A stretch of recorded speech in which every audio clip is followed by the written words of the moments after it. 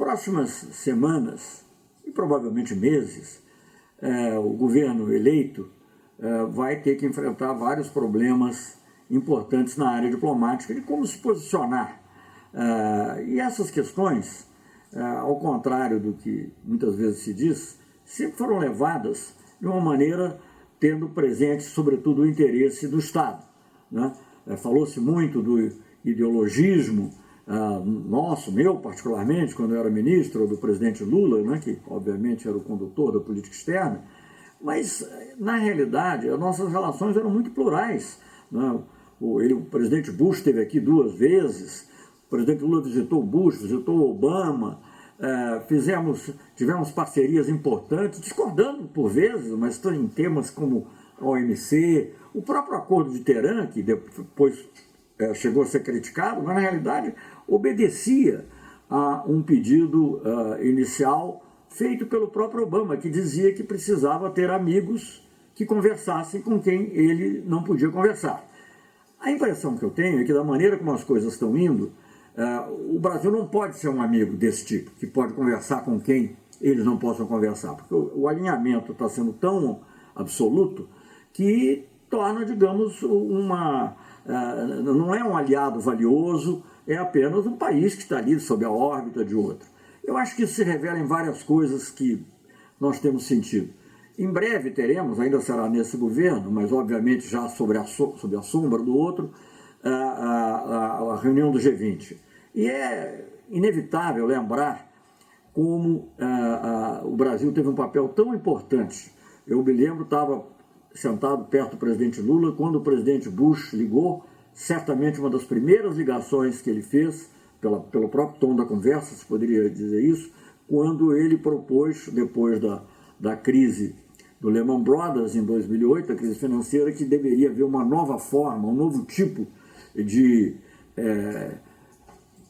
fórum para discutir as questões econômicas e financeiras, uma vez que o G7, ou o G8, como se contava com a Rússia, aí mais por razões estratégicas do que econômicas, o G7 já não dava conta. E depois o presidente Obama reiteraria a mesma coisa ao dizer que o G20 tinha se tornado o principal fórum para discutir questões econômicas e financeiras em termos globais. Agora, dentro desse processo, o Brasil teve um papel fundamental, em parte por ele ser o que era, pelo peso que o Brasil tem como economia, chegou a ser a 7ª, 6ª maior economia do mundo, mas em parte também pela capacidade e a regimentação que o Brasil tinha na África. Eu participei da África, na América Latina e em outras partes do mundo. Eu vou dar um exemplo. Isso não foi nem no governo do presidente Lula, mas em determinado momento, negociando, na época do governo Fernando Henrique Cardoso, a questão de patentes farmacêuticas dentro de uma das rodadas de negociação da Organização Mundial do Comércio. Essas negociações sempre começam muito amplas e aí vão se afunilando para poder chegar a uma conclusão. E num determinado momento, a pessoa que presidia lá a negociação disse assim: olha, eu agora só quero Estados Unidos e Brasil aqui dentro. Veja, até a União Europeia ele deixou de fora, dada a importância que tinha o Brasil ali regimentando a posição dos países em desenvolvimento. E eu mesmo disse: olha, mas eu não quero entrar para essa reunião sem um país africano. E tinha um africano ali perto, fazia parte de um grupo um pouco maior, que era o ministro do Camerun, e ele disse: não, mas se o Brasil estiver, nós estaremos representados. Isso é o que se chama soft power diplomático, quer dizer, o Brasil não é um mérito pessoal, não é um mérito desse ou daquele presidente, mas é decorrência de uma atitude geral baseada na solidariedade, baseada numa visão humanista das relações internacionais, é que você não abandona o interesse nacional. Pelo contrário, você fortalece o interesse nacional, mas você aprende a compartilhar com outros países que têm condições semelhantes à sua. Outro exemplo que eu poderia dar é com relação a Cuba. Há sempre essa presunção de que a relação com Cuba é muito ideológica. Eu viajei para Cuba uma vez na época do governo Itamar Franco, porque Cuba estava muito isolada e nós achamos que aquilo não era bom para o próprio continente, né? Anos mais tarde, o próprio presidente dos Estados Unidos, Obama, veio reconhecer isso e disse que eles estariam isolados se não tivessem Cuba presente. Mas naquela época havia 2 ou 3 questões importantes. Uma delas era a assinatura do Tratado de Proscrição de Armas Nucleares na América Latina e Caribe, conhecido como Tratado de Tlatelolco, porque Tlatelolco é uma praça na Cidade do México, onde fica a chancelaria mexicana e é onde foi assinado o tratado. E nessa ocasião, depois inclusive de muita hesitação da Argentina, do Brasil, Chile também, todos os países importantes da América Latina e Caribe já tinham assinado, menos Cuba. E, obviamente, que Cuba não teria capacidade de produzir armas atômicas, mas, como já tinha ficado claro no passado, sim teria possibilidade de estacionar, né, de servir de base, etc. Então, era muito importante que Cuba assinasse. E essa assinatura foi obtida numa viagem que eu fiz por instrução do presidente Itamar Franco a Cuba, em que nós discutimos dois itens importantes: direitos humanos e o tratado e a assinatura do Tratado de Tlatelolco. Não é uma história longa, está contada nos meus livros, eu não vou entrar em muito detalhe, mas como resultado dessa visita, veja que interessante, isso aliás foi no dia do jogo Brasil-Holanda, em que o Brasil ganhou de 3-2 na Copa do Mundo de 94. E estava lá, tinha os jornalistas do Globo, do Fantástico, Paulo Henrique Amorim, filmando, etc. Então foi uma coisa que se deu ao vivo, porque os jornalistas, alguns já conheciam, sabiam, o Paulo Henrique Amorim sabia certamente, e ele também menciona isso no livro dele, já sabia que eu era portador dessa carta do Itamar, que falava desses dois assuntos, entre outros, dos direitos humanos e o Tratado de Tlatelolco. E o Paulo Henrique, todo mundo se fixou mais no Tratado de Tlatelolco, parecia coisa mais difícil, eu tinha falado com todos diziam que só o Fidel podia resolver, nem o Raul Castro. Falei com o Raul Castro e dizia, não, só com meu irmão, Eldebarba. Bom, eu falei com o Fidel lá no dia do jogo e tal, e o Paulo Henrique filmando isso no final do Fantástico, perguntando ao Fidel as opiniões sobre o jogo. Ele não entende nada de futebol, falava assim as coisas meio, mas torceu pelo Brasil, evidentemente. Mas ao final, então, ele disse assim, nós sabemos, disse o Paulo Henrique, nós sabemos que o chanceler Celso Amorim é portador de uma carta do presidente Itamar Franco, que, entre outras coisas, pede que Cuba assine e ratifique o Tratado de Tlatelolco. E o que o senhor diz disso? E o Fidel, numa primeira reação, respondeu da seguinte maneira, que dizer ele, porque aquilo já num momento difícil, logo depois da queda da União, difícil para ele, logo depois da dissolução da União Soviética, etc., ele disse, eu acho que não é o momento de fazer esse tipo de concessão para os Estados Unidos.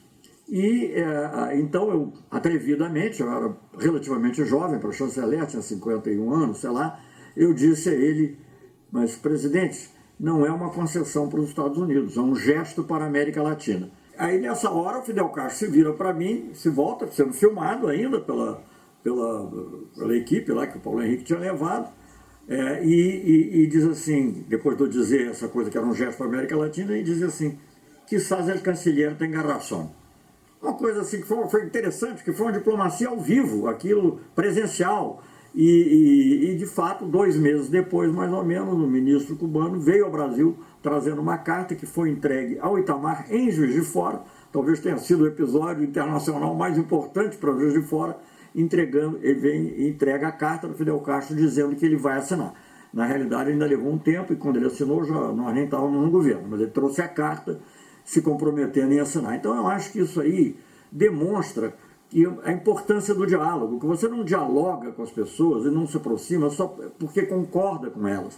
Quando o presidente Lula inúmeras vezes dialogou com o presidente Chaves, foi para convencê-lo muitas vezes a fazer o referendo revocatório, a ter observadores da OEA, e tudo isso foi feito. Então eu acho muito importante desmistificar essa ideia de que você dialogar com um determinado país quer dizer que você quer ser como ele, ou que quer fazer como ele. Nunca passou pela cabeça do Brasil, que inclusive é um Estado laico, vamos lembrar disso, é um Estado laico, nunca passou pela cabeça do Brasil ser um país como o Irã, uma teocracia, de jeito nenhum. Agora, nem por isso nós deixamos de dialogar com os ayatolás e com os ministros e os presidentes, e conseguir, a partir daí, que se fizesse um acordo que foi importante, não foi imediatamente aceito não foi imediatamente aceito pelos Estados Unidos, mas mais tarde o Obama fez um acordo muito parecido, que é muito importante. Infelizmente agora o Trump está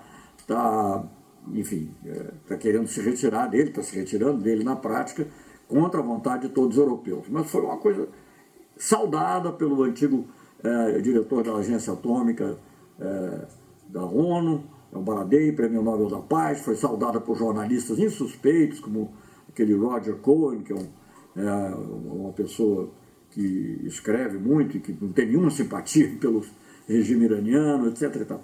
Então, essas coisas se obtêm através do diálogo, né? Eu poderia continuar estendendo outros exemplos. Eu falei da parte econômica, da parte comercial. Agora, tudo isso exige uma capacidade de negociação, exige firmeza, mas também exige humildade diante da realidade. Eu acho que essas são